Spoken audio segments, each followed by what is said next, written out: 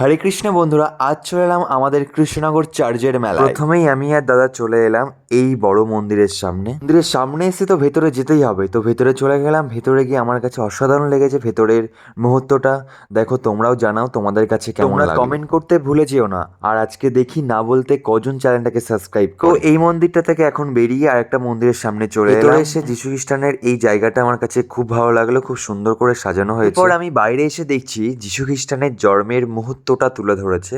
তো এটা দেখতেও খুব ভালো লাগলো, খুব সুন্দর একটা জিনিস। পরে দেখতে পারলাম যীশু খ্রিস্টানের কিছু মূর্তি, আর মূর্তিগুলো সত্যিই খুব বেদনাদায়ক। আমার শহরে চার্চের মেলা আমার তো খুব ভালো লাগলো। তোমাদের দেখে কেমন লাগলো কমেন্ট করে জানিও। ভাবলাম মেলা ঘোরার সব শেষে একটু ফুচকা তো খেয়ে নিই। আর ফুচকা কাকা আমাকে ফুচকাটা দিতে না দিতেই আমাদের ব্যাচের ছোট্ট হাঙর খাওয়া শুরু করে দিল। এই চেটে ফুচকা খাওয়া যায় না, জিভটা বন্ধ কর। আমি জানি তোর অভ্যাস আছে।